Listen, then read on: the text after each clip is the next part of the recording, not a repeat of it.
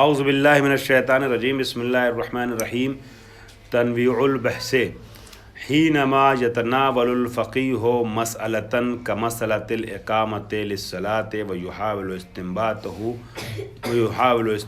حکمها یتساءل فی البدایہ ما هو نوع الحکم الشرعی المتعلق بالاقامہ الی آخرہ۔ تنویع البحث، اب یہ اپنی بات کو، یہ جو ہم پڑھتے ہیں علم اصول میں، بورڈ پہ آ رہا ہوں ذرا سا، یہ جو علم اصول پڑھتے ہیں نا، ٹھیک ہے، ہم اس میں علم اصول میں دو طرح کی چیزوں کو جو ہے وہ مورد بررسی کرا دیتے ہیں۔ یا علم اصول میں کچھ دلیلیں ہوتی ہیں، ٹھیک ہے، وہ دلیلیں وہ ہیں جو حکم شرعی کو واضح کرتی ہیں، کلیئر کرتی ہیں، ادلہ محرزہ یعنی وہ دلیل جو حکم بتا رہی ہے۔ مثال کے طور پہ صاف قرآن مجید میں حرمت شرب خمر کا مسئلہ آ گیا، تو جو آیت آئی ہے جو کلیئرلی منع کر رہی ہے کہ شراب پینا حرام ہے، کلیئرلی کہہ رہی ہے کہ مثال کے طور پہ جو ہے وہ نماز پڑھنا واجب ہے فلاں، تو یہ کیا کہلاتی ہیں؟ یہ عدلہ، دلیل کی جمع عدلہ، اور کون سے دلیل جو محرزہ کشف کرنے والی، محرزہ یعنی کاشفہ، حکم شرعی کو کشف کرنے والی، ٹھیک ہے۔ اقیم الصلاۃ سے صاف حکم شرعی کیا ہو رہا ہے؟ کشف ہو رہا ہے۔ اور تو عدلہ محرزہ کی گفتگو کہاں ہوتی ہے؟ علم اصول میں۔ اسی طریقے سے کچھ جگہوں پہ کچھ جگہ ایسی ہوتی ہے جہاں حکم شرعی مشخص نہیں ہوتا ہے، حکم شرعی کو کشف نہیں کیا جاتا ہے، مگر وظیفے کو معین کیا جاتا ہے، ٹھیک ہے، وظیفے کو کیا کیا جاتا ہے؟ معین کیا جاتا ہے۔ مثال کے طور پہ یہی جو میں نے مثال دی تھی کہ آپ یہاں سے گئیں اور باہر تھوڑی دیر کے بعد واپس آئیں، دیکھا کہ جو ہے یہاں سے کیا نام ہے پانی جو ہے وہ 2 بالٹی رکھی ہوئی تھی، ٹھیک ہے، 2 بالٹی رکھی ہوئی تھی پانی کی، اس میں سے ایک میں جو ہے وہ کتا منہ لگا گیا ہے، تو ایک نجس ہے ایک پاک ہے۔ اب آپ کو پتہ نہیں ہے اس میں سے کون سا پاک ہے، یا مثال کے طور پہ مطلب وہاں پر نجاست کا علم ہے مگر یہ نہیں پتہ کون سا نجس ہے کون سا پاک ہے نا، یہ دو صورت۔ یا ایسی صورت ہے کہ آپ یہاں سے گئی تھی، پانی پاک تھا، جب واپس آئی تو دیکھا کتا واپس جا رہا ہے، تو کتا پانی پیتا آپ نے دیکھا نہیں، مگر آپ کو شک ہو رہا ہے کہ پتہ نہیں نجس ہوا کہ نہیں ہوا پانی، تو وہاں پہ قاعدہ استصحاب کیا کہتا ہے؟ پہلے پاک تھا ابھی بھی انشاءاللہ پاک، تو یہ ہے نا۔ یا جو پہلی والی میں نے مثال دی تھی، ایسے جو کیا ہوتا ہے اصالت و تخیر جاری کی جاتی ہے، دو میں سے ایک پاک ہے تو کسی ایک کو جو ہم پاک مان کے اس پہ عمل کر لیں گے، اس کو اختیار کر لیں گے، دوسرے کو چھوڑ دیں گے، تو اس طرح کی چیزیں ہوتی ہیں۔ اصالت البراءت ہے، اصالت تخیر ہے، یا استصحاب ہے، یا احتیاط ہے، ٹھیک، بہت سے علماء احتیاط کے لیے زیادہ وہ ہیں، جیسے شہید صدر اور امام خمینی احتیاط کے نظریے کو زیادہ ترجیح دیتے ہیں بہت سی جگہوں پر، خوب وہ انشاءاللہ دھیرے دھیرے آپ لوگ پڑھیں گی۔ تو یہ ساری چیزیں اس نے آپ کے وظیفے کو مشخص کیا نا، دلیل نہیں مشخص، مطلب اس کی پاکیزگی پر دلیل قائم نہیں ہوئی ہے نا، صرف آپ نے کیا کیا، قاعدہ استصحاب کے ذریعے سے اپنے وظیفے کو مشخص کر لیا، پہلے پاک تھا تو ابھی بھی پاک ہے۔ تو اس طرح سے جب وظیفہ عملی سے مشخص ہوتا ہے وظیفہ، ٹھیک ہے، وظیفہ سے جو مشخص ہوتا ہے، جن دلیلوں کے ذریعے، ان دلیلوں کو کیا کہتے ہیں؟ اصول عملیہ۔ اس کی بحث بھی یہاں ہوتی ہے، اس کی بحث بھی یہاں ہوتی ہے۔ آج کے درس میں بس یہی بتانا چاہ رہے ہیں یہ کہ ہماری جو بحث اصولی ہے وہ 2 حصوں میں مشتمل ہے، کبھی ادلہ محرزہ کے عنوان سے ہوتی ہے اور کبھی اصول عملیہ۔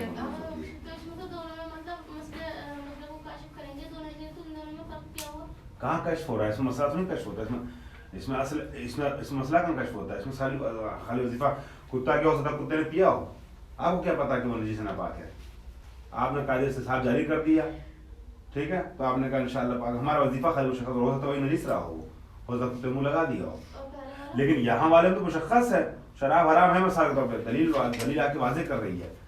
کچھ جگہوں پہ ایسا ہوتا ہے کہ دلیل کلیئرلی حکم بنا دیتی ہے، تو جہاں دلیل حکم مشخص کرتی ہے وہاں پر ادلہ محرزہ کہلاتی ہے۔ حکم شرعی کشف اور اقیم الصلاۃ سے آپ کو شک ہے کہ نماز واجب ہے کہ نہیں واجب ہے، مگر یہاں تو شک رہتا ہے نا، یہ جو استصحاب جہاں جاری کر رہے ہیں وہاں پر یقین سے کہہ سکتے ہیں آپ کہ ہاں یہ پاک ہی ہے، تو کشف نہیں ہوا نا. ادلہ مورزہ میں اصل مسئلہ کشف ہو جاتا ہے. نماز واجب ہے, اس میں کوئی شک نہیں ہے. یہ پانی پاک ہے کہ ناپاک ہے, اس میں شک ہے. ٹھیک ہے, خوب آئیے اسی کو بتا رہے تنویع البحث. ہماری بحث جو ہے اس کو ہم دو حصوں میں بانٹ رہے ہیں. تنویع یعنی نو سے بنایا, نو کرنا. بحث سے اصولی کو جو ہم پیش کرنے جا رہے ہیں اس کی تنویع کر رہے ہیں, نو کر رہے ہیں, اس کی تقسیم کر رہے ہیں. تنویع البحث یعنی تقسیم البحث. ہی نما جلدی لکھ لیا کیجیے اوپر آپ لوگ پینسل سے. اگر اپنی کتاب ہے تو پین سے لکھا کیجیے, مدرسے کی کتاب ہے تو پینسل سے لکھا کیجیے, مگر لکھا ضرور کیجیے. تنویع مطلب تقسیم البحث. ہی نما یتناول الفقیہ مسئلۃ. آپ نے سنا تناول ما حضر, پوسٹر وغیرہ پہ کبھی کبھی لکھا جاتا تھا, اب تو اردو لوگ سمجھتے ہیں اس لیے نہیں لکھا جاتا ہے. تناول ما حضر کا بھی انتظام ہے. مجلس کا پوسٹر چھپتا ہے, محفل پوسٹر چھپتا ہے, ہاں نیچے لکھا رہتا ہے تناول ما حضر کا بھی انتظام, مطلب کھانے پینے کا بھی انتظام ہے. تناول یعنی کھا پی لینا, تناول کر لینا, ٹھیک ہے, حاصل کر لینا, لے لینا. نیل کہتے ہیں پانے کو, تناول یعنی پانا. ہی نما یتناول الفقیہ مسئلۃ, جب کوئی فقیہ کسی مسئلے کو تناول کرتا ہے, یعنی اپنے ہاتھوں میں لیتا ہے, ٹھیک ہے. کا مسئلۃ الاقامۃ الصلاۃ, مثلا اقامہ صلاۃ کا مسئلہ. وہ یحاول یعنی عہدیدار ہوتا ہے, ذمہ دار ہوتا ہے, کوشش کرتا ہے. یحاول یعنی کوشش کرتا ہے. کس بات کی کوشش کرتا ہے؟ استنباط حکمہا, کہ اقامہ صلاۃ کے حکم کو کیا کرے, استنباط کرے کہ اقامہ صلاۃ واجب ہے کہ واجب نہیں ہے, مستحب ہے, کیا ہے. تو یتساءل فی البدایہ, ابتدائی امر میں اس کے ذہن میں سوال آتا ہے. کیا سوال آتا ہے؟ ما ہوا نوع الحکم الشرعی المتعلق بالاقامہ, اقامہ صلاۃ سے تعلق رکھنے والے حکم شرعی کی نوع کیا ہے, کس قسم میں سے ہے یہ حکم. فَإِنْ حَصَلَ عَلَى دَلِيلٍ, پس اگر اس کو کوئی دلیل حاصل ہو گئی, حاصلہ علی دلیل, کسی دلیل پر حصول ہو گیا اس کو, مطلب کیا ہوا, کسی دلیل کو اس نے پا لیا. وہ دلیل یکشف و صفت ہے دلیل کے لیے, ایسی دلیل کہ یکشف عن نوع الحکم الشرعی للاقامت, کہ جو اقامہ نماز کے لیے حکم شرعی کی نوع کو کیا کر دے, ہاں واضح کر دے, کشف کر دے. کانا علیہ, تو اب اس کے اوپر یہ کانا جو ہے نا جواب ہے ان کا, کانا جواب ہے ان کا. فَإِنْ حَصَلَ عَلَى دَلِيلٍ, اگر کوئی دلیل وہ پا گیا ہے تو فقیہ کے لیے ضروری یہ ہے کہ علی اساس ہی, یعنی اس دلیل کی بنیاد پر, علی اساس ہی یعنی ہاں اس دلیل کی بنیاد پر, جو دلیل اس کو حاصل ہو گئی ہے اس دلیل کی بنیاد پر فقیہ کے لیے ضروری ہے کہ ان یحدد, معین کرے اپنے وظیفہ عملی کو, موقف عملی کو, ٹھیک ہے, اور استنباط کر لے نماز کے اقامہ نماز والے مسئلے کو اس دلیل کی بنیاد پر. فیکون, اب جب دلیل اس کو مل گئی ہے اس کے سامنے سوال ہے اقامہ صلاۃ کا کہ نماز کیا ہے, واجب ہے کہ نہیں, اس کو کیا ملی, دلیل مل گئی. جس دلیل نے مسئلے کو کشف کر دیا اور کہہ دیا کیا ہے, نماز مثلا واجب ہے, تو اس دلیل کی بنیاد پر کیا کرے گا, حکم دے گا. کیونکہ دلیل جو ہے وہ کاشف ہے, مسئلے کو کشف کر دیے, حکم لگا دے گا, اس کے اعتبار سے فتویٰ دے دے گا کہ نماز واجب ہے مثلا. وَإِن لَمْ يَحْصُلِ الْفَقِيهُ عَلَى دَلِيلٍ, لیکن اگر دلیل کو اور فقیہ کو,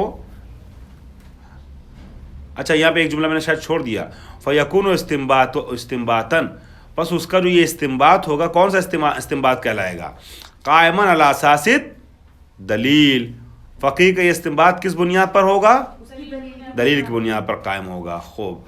وَإِن لَمْ يَحْصُلِ الْفَقِيهُ عَلَى دَلِيلٍ, اگر فقیہ کو دلیل نہ ملے کوئی, ٹھیک ہے, مثلا اس نے اس سے فقیہ سے کسی نے پوچھا کہ گوشت خرگوش کھانا جائز ہے ناجائز, اب وہ گوشت خرگوش کے سلسلے میں کوئی دلیل مثلا نہ پائے, ٹھیک ہے, کہ جو معین کرے, یعین نوع الحکم الشرعی بالاقامۃ الصلاۃ, انہوں نے اقامہ صلاۃ ہی والی بھی بات کو آگے بڑھا دیا ہے کہ جو دلیل معین کرے اقامہ صلاۃ کے سلسلے سے حکم شرعی کو, کوئی دلیل ایسی نہ ملے, فسوف یذل, پھر ایسے میں ہوگا کیا, یذل یعنی ہو جائے گا حکم شرعی. کیا ہو جائے گا حکم شرعی, ذل کہتے ہیں سائے کو, یہاں مراد یہ ہے کہ حکم شرعی جو ہے وہ کیا بن جائے گا, کس سائے میں آ جائے گا؟ مطلب کیا ہو جائے گا؟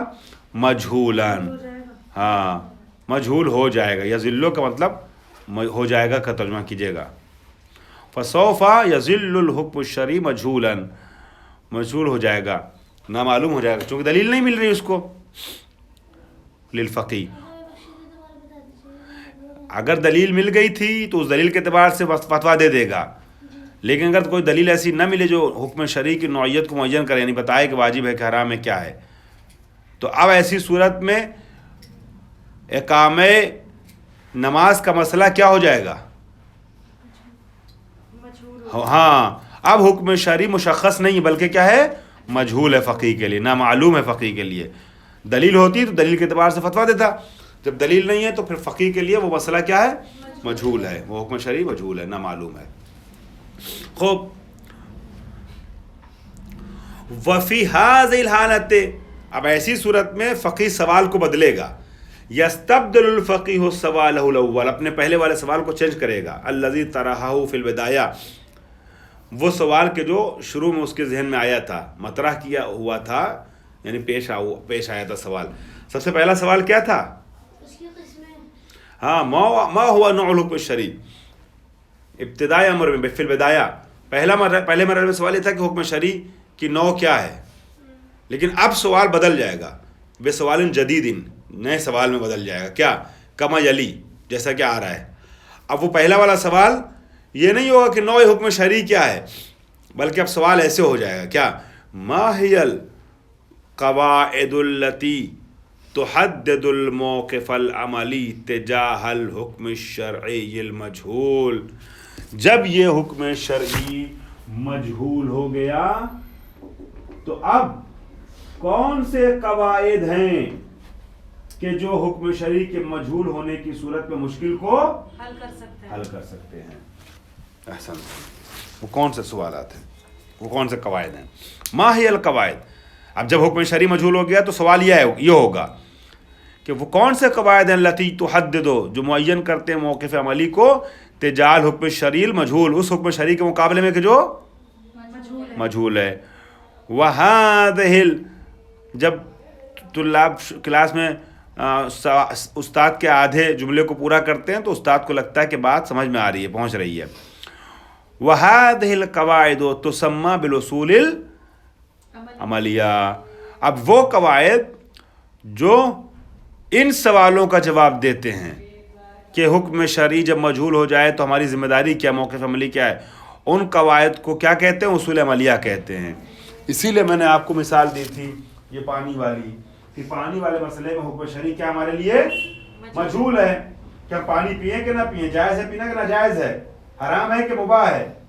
تو استصحاب نے آ کے کیا کہا؟ قاعدہ استصحاب نے کیا کہا؟ حالت قبلی کو جاری کیا. استصحاب نے کیا کہا؟ مباح ہے، پاک ہے، حلال ہے پینا. تو یہ کس کے ذہن میں آئے گا؟ اصول عملیہ. اصول عملیہ اس وقت کام کرتا ہے کہ جب حکم شرعی جو ہے وہ مشخص نہ ہو. یہاں معلوم ہو جاتا ہے حکم شرعی، مگر یہی حکم شرعی جب مجھول ہو جائے تو کون سی چیز سے ہیلپ لی جاتی ہے؟ اصول عملیہ سے. خوب. وہذہ القواعد تسمى بالاصول العملیہ. ومثال ہوا اثارۃ البراءۃ. اس کی مثال یہ خود بھی دے رہے ہیں، اثارۃ البراءۃ. اور اثارۃ البراءۃ کا میں نے ابھی نام لیا تھا آپ لوگوں سامنے. اثارۃ البراءۃ یعنی بری الذمہ ہونا کسی مسئلے میں. وہی اثارۃ البراءۃ کیا ہے، اس کی تفصیل انشاءاللہ آگے پڑھیے گا آپ لوگ، لیکن خلاصہ سن لیجئے. وہ قاعدہ القاعدہ جو یہ کہتا ہے، وہ قاعدہ اس طریقے سے، کیا؟ ان کل ایجاب و تحریم مجھول، ہر ایجاب و تحریم کے جو مجھول ہو. ایجاب و تحریم پتہ ہے نا آپ لوگوں کو، واجب اور حرام. ہر ایجاب اور تحریم کے جو مجھول ہے، لم یقم علیہ دلیل، اس کے وجوب یا اس کی حرمت پر دلیل قائم نہ ہوئی ہو، فلا اثر لہ علی سلوک الانسان، پس رفتار انسان کے اوپر کوئی اس کا اثر نہیں ہے. فلا اثر علی سلوک الانسان، زبردستی اپنے اوپر کسی چیز کو انسان حرام نہیں کرے گا، زبردستی کسی چیز کو اپنے اوپر واجب نہیں کرے گا. خوب. مثال کے طور پہ آپ باہر جائیں اور راستہ چلتے وقت مثال کے طور پہ آپ کو یہاں سے میٹرو تک جانا ہے، آپ کو پیدل جانا ضروری ہے، کسی سواری کا لینا ضروری ہے مثلاً، بھیا کوئی حکم نہیں ہے کہ تم پیدل چلو یا سواری لو، تمہیں اختیار ہے. زبردستی سواری سے جانے کو واجب اپنے اوپر نہیں کریں گے. زبردستی سواری کے استعمال کو اللہ میں نے ہم کو پیٹ دیا، تم کیوں دوسرے کی بیساکھی پہ چلیں؟ بلا وجہ کو سواری کو اپنے اوپر حرام نہیں کریں گے. عام طور پہ انسانی زندگی اور انسان کی سلوک اور رفتار میں، انسان کے افعال میں جو روزمرہ کی چیزیں ہوتی ہیں، اگر کوئی دلیل نہ ہو حرمت و وجوب پر تو اس کو واجب حرام نہیں کیا جائے گا. فلا اثر له علی سلوک الانسان، اگر اس کے وجوب یا حرمت پہ کوئی دلیل نہ ہو تو اس پر رفتار انسان میں اس کا کوئی اثر نہیں ہے. ولیس الانسان ملزما بالاحتیاط من ناحیته والتقید به، تقید به یعنی پابند ہو جانا، اس کا ناحیت یعنی جہت، رخ. کہہ رہے ہیں کہ اب انسان ملزم نہیں ہے کہ اس جہت سے ہے نا کیا کرے، احتیاط کرے اور پابند ہو جائے اس چیز کا. مثال کے طور پہ انسان کہے کہ اللہ نے ہم کو جو پاؤں دیا تو ہم نہیں سے چلیں گے، ہم سواری نہیں لیں گے، احتیاط کریں گے، کہیں سواری پہ چلنا جائز ناجائز نہ ہو، ٹھیک ہے، یا ہم فلانا کام نہیں کریں گے یا نہیں کریں گے. زبردستی والی احتیاط، زبردستی اپنے اوپر اپنی چیز پہ مقید، اپنے اوپر اس کا اپنے کو مقید کر لینا اس چیز کا کے لیے صحیح نہیں ہے. خوب وَيَقُومُ الْإِسْتِنبَاطُ، وَيَقُومُ الْإِسْتِنبَاطُ، ابھی البتہ یہ میں جو مثال دے رہا ہوں وہ ایسے ہی دے رہا ہوں آپ کو، بالکل سامنے کی سمجھانے والی شرعی اور اصولی مثال نہیں ہے، فقہی اصولی مثال نہیں ہے، وہ بھی آگے آئے گی. وَيَقُومُ الْإِسْتِنبَاطُ فِي هَذِهِ الْحَالَةِ، اور ایسی صورت میں کہ جہاں مثال کے طور پہ آپ کو مثلا شک ہے کہ فلاں چیز واجب ہے کہ نہیں، تو آپ کہیں گے انشاءاللہ ہمارے پر واجب نہیں ہے. وجوب کے لیے کیا چاہیے؟ دلیل چاہیے. حرمت کے لیے کیا چاہیے؟ دلیل چاہیے. اگر دلیل نہ ہو تو نہ واجب ہے اور نہ حرام. آپ مختار ہیں، ولی الذمہ، براءت یعنی ولی الذمہ، انشاءاللہ ہمارے پر واجب نہیں ہے، انشاءاللہ ہمارے لیے حرام نہیں ہے. ٹھیک ہے.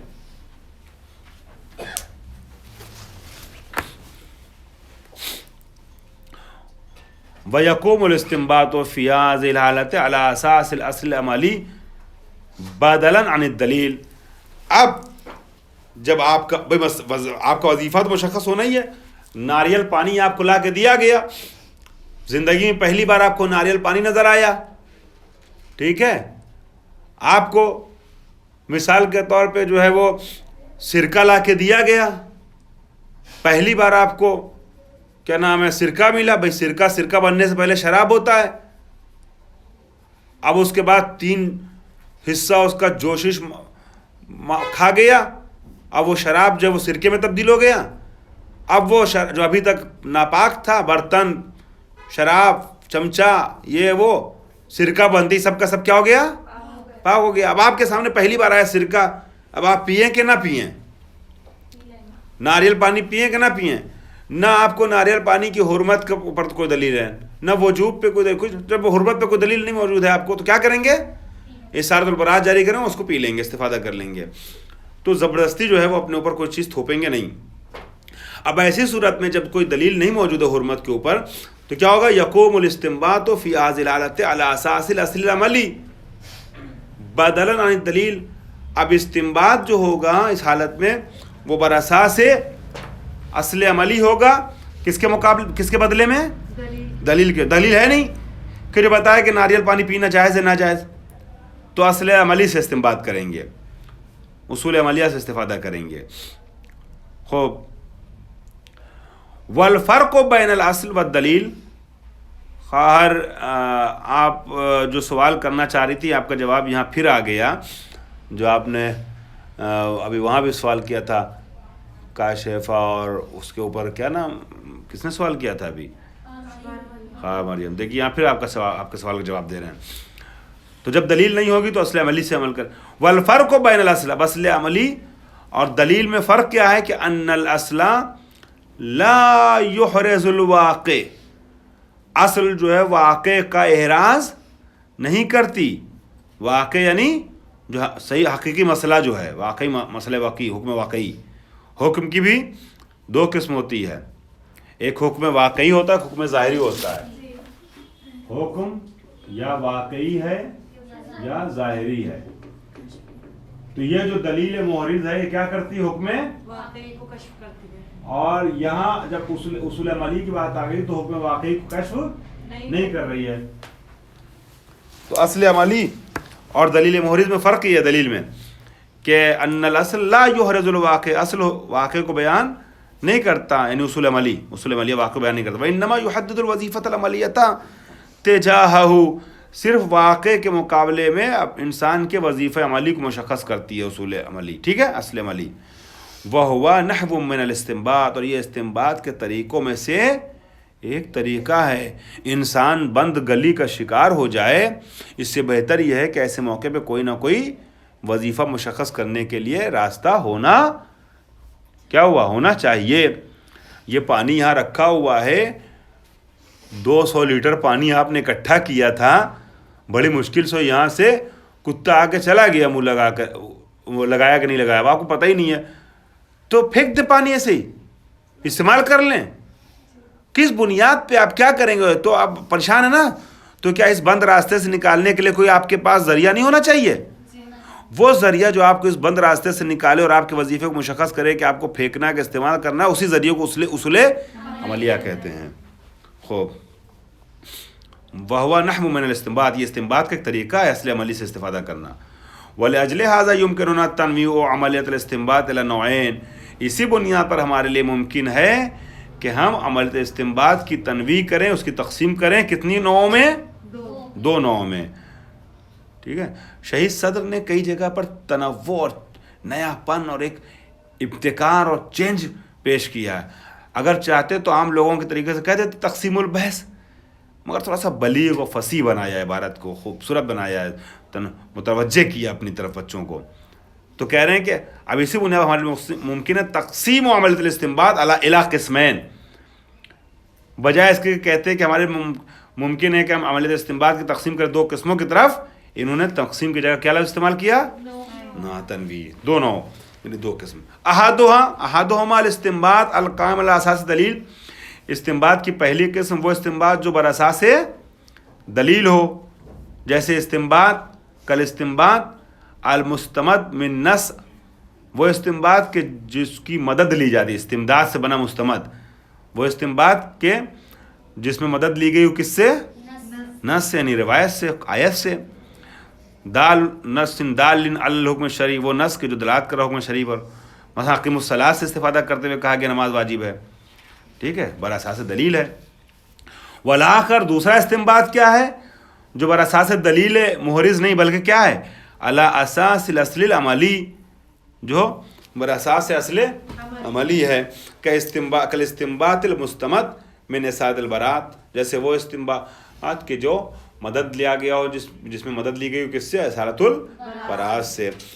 شک کی صورت میں کہہ دیا گیا ہو آپ بری الذمہ, انشاءاللہ آپ پر واجب نہیں ہے فلاں چیز, انشاءاللہ آپ پر حرام نہیں ہے فلاں چیز. جہاں وجوب یا حرمت پر دلیل نہ ملے وہاں کہہ دیا جائے اسارۃ البراۃ جاری کرتے نہ واجب ہے اور نہ حرام ہے.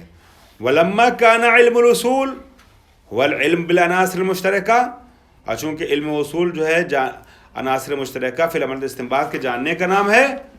فَهُوَ يُزَوِّدُ, آپ نے زاد راہ سنی ہے؟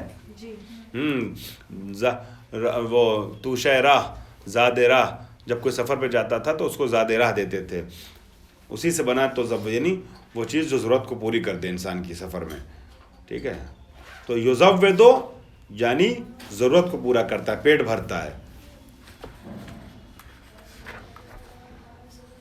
فَهُوَ, پس علم اصول کیا کرتا ہے؟ یُزَوِّدُ کِلَا النَّوْعَيْنِ بِعَنَاصِرِ الْمُشْتَرِكَةِ, علم اصول اپنے عناصر مشترکہ کے ذریعے سے دونوں کے پیٹ کو بھرتا ہے.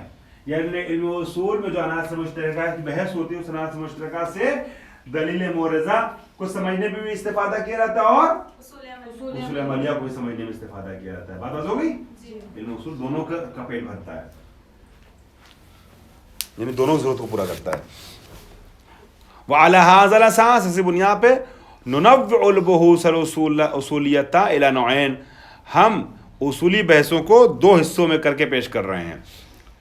दो नौ में यानी दो हिस्सों में। नतकल्लम फिल नौइल अव्वल, नौ अव्वल में किस्म अव्वल में हिस्से अव्वल में हम बहस करेंगे किस चीज़ से, अनिल अनासर मुश्तरका फ़ी। अच्छा अब ये हो गया अनासर मुश्तरका, ठीक है, अनासर मुश्तरका ये भी तीन तरीके का हुआ, नंबर एक, नंबर दो, नंबर तीन। कुछ अनासर मुश्तरका वो हैं कि जो सिर्फ अदिल्ले मुहरजा में काम आते हैं, कुछ अनासर मुश्तरका वो हैं कि जो सिर्फ उसूले अमलिया में काम आते हैं, कुछ अनासर मुश्तरका वो होते हैं जो मुश्तरक हैं दोनों में, यानी उनसे इस्तिफादा यहां भी किया जाता है और यहां भी किया जाता है। समझ आ गई बात जी। तो हम नतकल्लम फिल नौइल अव्वल अनिल अनासर मुश्तरकते फी अमल इस्तिंबात लती, हम पहली वाली किस्म में बहस करेंगे उन अनासर मुश्तरका से कि जो काम में लिए जाते हैं इस्तिंबात के लिए। किस तरह के इस्तिंबात में काम में लिए जाते हैं, अल्लती ततमस्सलो फी अदिल्लतिल मुहरजा फी अदिल्लतिन मुहरजतिन लिल हुक्म, हुक्म के लिए जो अदिल्ले मुहरजा बन जाती हैं, अदिल्ले मुहरजा में काम आने वाले अनासर मुश्तरका की हम बहस करेंगे पहले मरहले में, ठीक है। वना तकल्लम फिल नौइ सानी, और दूसरे मरहले में हम दूसरी किस्म कौन सी होगी, दूसरे मरहले में हम कौन से अनासर मुश्तरका के बारे में बात करेंगे, अनिल अनासर मुश्तरका फ़ी अमल इस्तिंबातिल लती ततमस्सलो फ़ी उसूल अमलिया, ततमस्सल ज़ाहिर होते हैं, मुजस्सम होते हैं, ठीक है, इस्तेमाल होते हैं। हम दूसरी अपनी किताब के दूसरे हिस्से में वो उसूल उसूल, तो हम पहले हिस्से में अदिल्ले मुहरजा के बारे में बात करेंगे और उन अनासिर को पेश करेंगे कि जो अनासिर कहाँ काम आते हैं, अदिल्ले मुहरजा में। और उसके बाद जब दूसरा मरहला आएगा तो दूसरे मरहले में हम गुफ्तगू करेंगे उसूल अमलिया, ठीक है, और उन अनासिर को पेश करेंगे कि जो अनासिर उसूल अमलिया में काम आते हैं, ठीक है। हो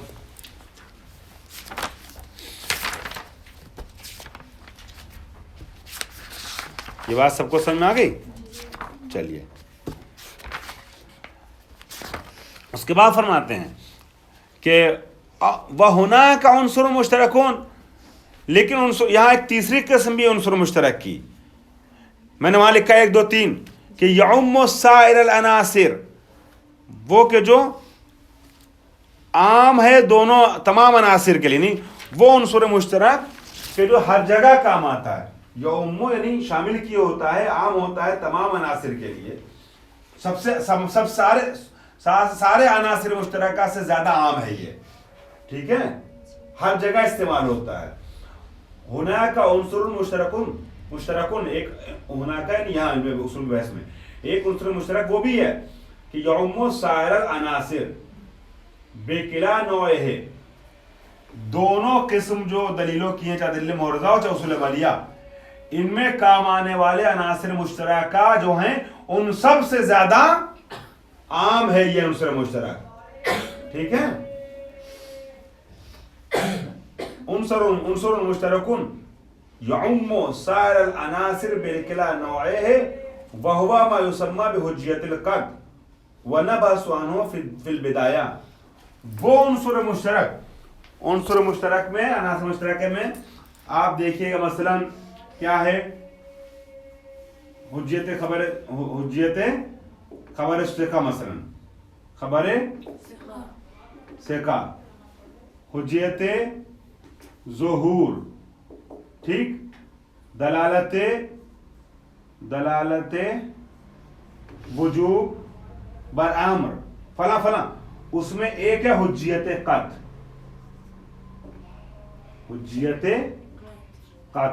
कत यानी यकीन, कत यानी यकीन, किसी बात का कत पैदा हो जाना, यकीन पैदा हो जाना। हुज्जियत कत इन अनासिर मुश्तरका में से एक उनसुर है, मगर एक ऐसा उनसुर है कि मुश्तरक इन सब के साथ होने के बाद सबसे अलग है। वो इस तरीके से कि ये हुज्जियत कत सब पे भारी है, ठीक है, सब पे भारी है। हुज्जियत कत के ऊपर सारी बहूस का इन्हिसार है। अगर खबर सिका हुज्जत है ना تو خبر ثقہ کی حجیت بھی حجیت قطع پر منحصر ہے. اس لیے کہ اگر ہم کو یقین ہے کہ خبر ثقہ حجت ہے تب تو ہمارے لیے حجت بنے گی. اگر ہمیں یقین نہ ہو کہ خبر ثقہ حجت ہے تو پھر خبر ثقہ حجت ہو پائے گی؟ وجوب جو ہے وہ دلالت امر جو ہے دلالت کرتا ہے کس پر؟ وجوب پر. تو جہاں جہاں بھی صیغہ امر آپ کو ملے گا اس کی کچھ شرطیں، ان شرطوں پر کھرا اتر رہا ہو تو پھر وجوب سمجھ میں آئے گا. لیکن یہ وجوب کب سمجھ میں آئے گا، امر کب وجوب دلالت کرے گا؟ جب آپ کو یقین ہو کہ امر دلالت کرتا ہے کیا پر؟ وجوب پر. حجت ظہور عرفی، ظہور عرفی حجت ہے. تو جہاں پہ بھی آیت کا کوئی ظہور عرفی آ رہا ہے اس کے اعتبار سے فتویٰ دے دیں گی. مگر ظہور عرفی کب حجت ہے؟ جب اس کو یقین حاصل ہاں، جب آپ کو یقین ہو کہ ظہور عرفی حجت ہے تو پتہ چلا کہ ہر چیز کی حجیت منحصر ہے حجت قطع پر. تو قطع وہ عنصر مشترک ہے جو یہاں استعمال ہونے والے عناصر مشترک ہے وہ کبھی کام آتا ہے اور یہاں، اسی لیے اس کو الگ سے ذکر کیا گیا. اور اسی لیے آپ دیکھیے گا کہ ہم نے ادلہ محرزہ کی الگ بحث چھوڑی ہے، اصول عملیہ کی ہم نے الگ بحث رکھی ہے یہاں پر. لیکن ادلہ محرزہ اور اصول عملیہ سے پہلے ہم نے الگ سے ایک بحث پیش کی ہے بحوث و علم اصول عنوان سے، یہ والی بحث العنصر المشترک بین النوعین یعنی حجت قطع. اس کے اوپر العنصر المشترک بین النوعین کے اوپر آپ لوگ لکھیے حجت قطع. حجت قطع کی بحث ہم نے پہلے چھوڑ دی ہے اور ہم یہ بتانا چاہ رہے ہیں آپ کو کہ قطع حجت ہوتا ہے. قطع کیا ہے؟ حجت ہے. وبما ان هذه، چونکہ حجت قطع کے بنا کچھ نہیں ہے. آپ کو یقین ہو کہ جو معصوم کہہ رہا ہے وہ صحیح ہے تب تو معصوم کی بات پہ عمل کریں گے. آپ کو یقین اور قطع ہو کہ قرآن کی آیت اللہ کی طرف سے آئی ہے تب تو عمل کریں گے. آپ کو یقین ہو کہ دو آدمی جو گواہی دے رہے ہیں وہ صحیح گواہی دے رہے ہیں تب تو عمل کریں گے. ٹھیک ہے نہیں کہ جہاں پہ بھی آپ کچھ بھی عمل کرنا چاہیں گے تو سب سے پہلے آپ کو حجت قطع کا سہارا لینا پڑے گا. ہو وبما ان هذه العناصر والادلہ قد تتعارض، اور چونکہ یہ جو عناصر ہیں، یہ جو دلیلیں پیش کی جاتی ہیں جن دلیلوں سے ہم استفادہ کرتے ہیں حکم شرعی کو لینے کے لیے، کبھی کبھی یہ دلیلیں خود آپس میں بھی ٹکرا جاتی ہیں. کیا ہو جاتی ہیں؟ آپس میں بھی ٹکرا جاتی ہیں. فلا بد ان نبحث عن اسالیب العلاج، تو جہاں پر ایک دلیل آ رہی ہے جو سمجھا رہی ہے وجوب کو اور ایک دلیل آ رہی ہے سمجھا رہی ہے غیر وجوب کو. دلیل دو طریقے کی، ایک دلیل کیا سمجھا رہی ہے؟ وجوب، اور ایک دلیل سمجھا رہی ہے غیر وجوب. دلیلیں دونوں ہیں. اب دو دلیلیں آپس میں ٹکرا گئی تو پھر کیا کیجئے گا؟ کوئی راستہ ہونا چاہیے جو اس دلیل کو اس پر کیا کرے؟ ترجیح دے، ہے نا. تو تعارض ادلہ جب ہو جائے، تعارض نہیں ٹکراؤ، جب تعارض ادلہ ہو جائے تو اس کے علاج کے لیے کچھ راستے نکالے گئے ہیں جو ان دو دلیلوں میں سے کسی ایک دلیل کو ترجیح دیتے ہیں، ہے نا. فرمانے وبما ان هذه العناصر، چونکہ یہ عناصر بھی آپس میں کبھی کبھی کیا ہو جاتے ہیں؟ ٹکرا جاتے ہیں. والادلۃ قد تتعارض، اور دلیلیں آپس میں ٹکراتی ہیں، تعارض کرتی ہیں. فلا بد ان نبحث، پس ضروری ہے کہ ہم بحث کریں ان اسالیب العلاج. یہ اسالیبہ ہوتا مگر چون مضاف ہو گیا اس لیے ہم اسالیبے پڑھ رہے ہیں. غیر منصرف جو ہے نا وہ کسرہ اس پہ آ جاتا ہے جب مضاف ہو جائے. تو فلا بد ان نبحث عن اسالیب العلاج، تو ضروری یہ ہے کہ جو علاج کے اسلوب ہیں، اسلوب کی جمع اسالیب راستے ہیں، ہے نا، طریقے ہیں، اس کے بارے میں بھی ہم بحث کریں. وَسَنَتَعَرَّضُ لَهَا فِي نِهَایَةِ الْکِتَاب، اس کو ہم کہاں پیش کریں گے؟ فی نہایت الکتاب. کہاں پیش کریں گے؟ ہاں، کتاب کے آخر میں پیش کریں گے. واخر دعوانا الحمدللہ رب العالمین.